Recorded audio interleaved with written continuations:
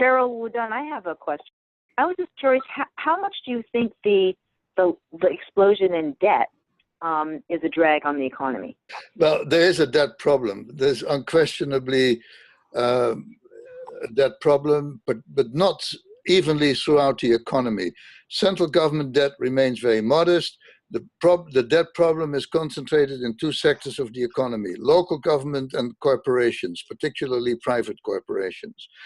The local government debt is being taken care of by fiscal reforms, starting with the Budget Amendment Act of August of last year, which is going to open the possibility for local governments to convert the debt owed through their local financing vehicles into bond debt.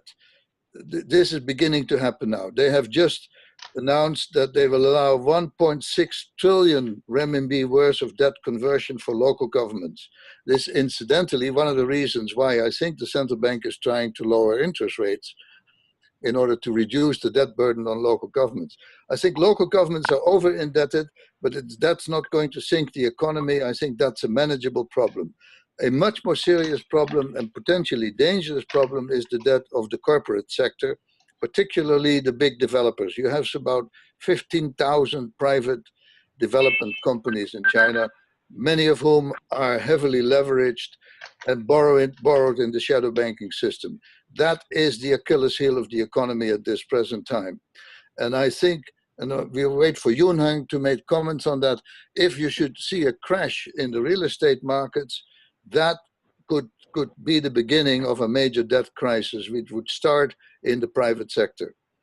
Many SOEs are also over-borrowed, over-leveraged, but again, that's within the public sector that can be taken care of by simply the central government taking over more debt, because the central government fiscal situation remains very strong. Overall, yes, China is over-indebted, but it's not going to bring down the house unless there is a real estate crisis. So the developers, because this week and last, there are a slew of developers' earnings coming out.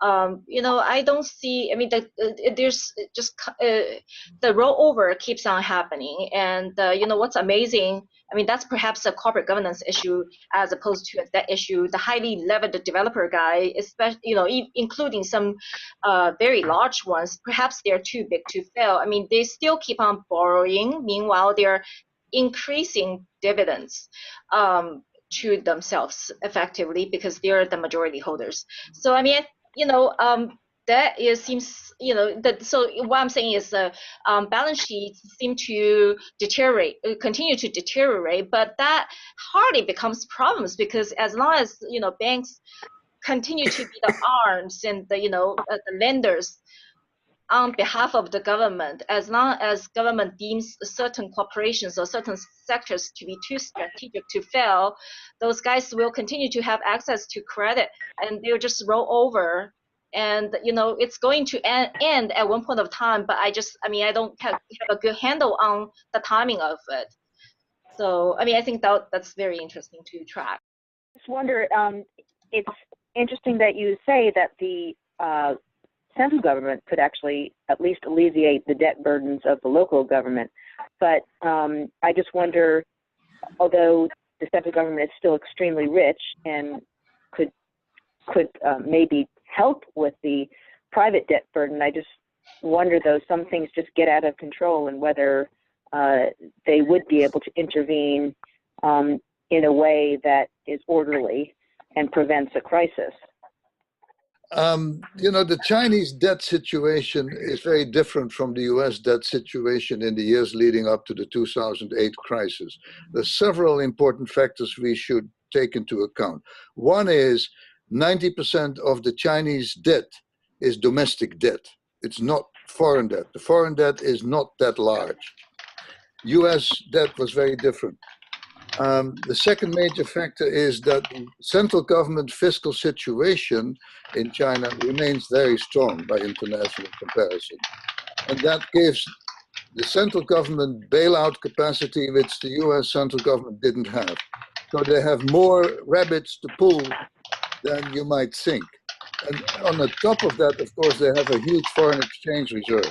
Shall I just go over that same material again? Because there's much confusion over the China debt situation. Much of the debt arose, of course, as a result of the fact that they financed their huge stimulus program in the wake of the US financial crisis with bank credit. And that generated unintentionally this huge shadow banking system, which initially was out of control, but now is largely under control. The reason why I remain relatively sanguine about the debt situation are the following. A, most of the debt in China is internal debt in China.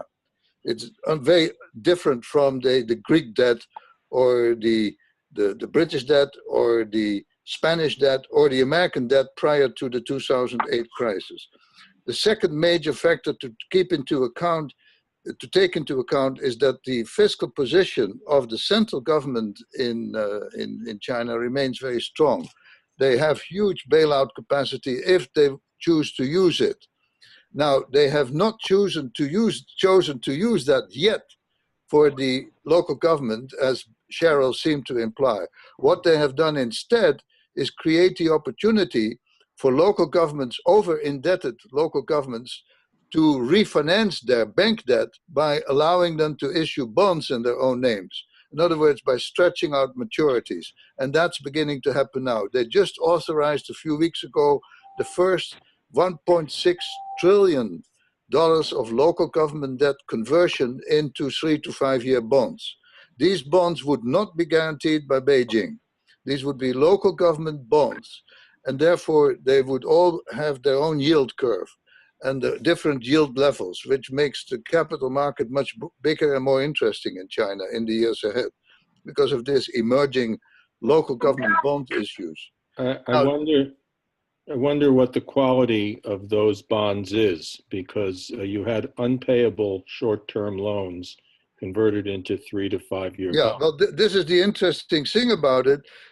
Because they will not be Beijing guaranteed, Beijing has made that clear in the Budget Amendment Act of August last year, they will be of totally different qualities. You will have some good bonds, you have some lousy bonds. And it is up to the market to price them.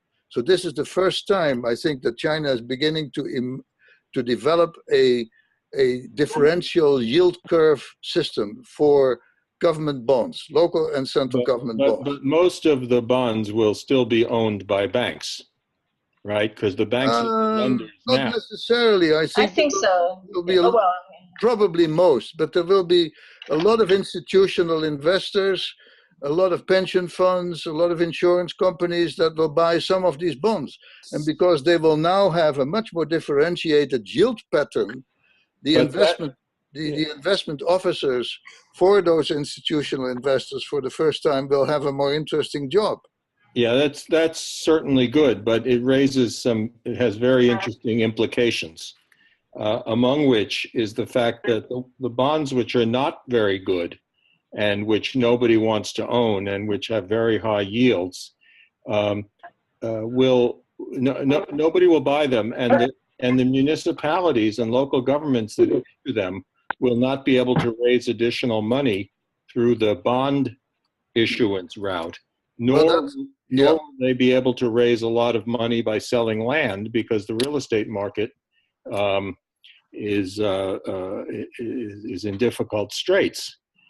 So it seems to me that it implies that certain cities and certain provinces which are in relatively good financial shape will continue to be able to fund their growth, but that there are going to be a whole bunch of places that look more and more zaogao, that really have trouble growing because they can't get the financing anymore. Well, my understanding is that local government bond issues, although they would not be guaranteed by Beijing and therefore have very highly differentiated yield patterns, will have to be approved by Beijing. And if Beijing fears that an over-indebted local government will not be able to sell its bonds because they have no credit worthiness, they will simply refuse permission for them to issue bonds, and they will have to solve their debt problems in a different ways if they want to do that, because local governments can't go bankrupt.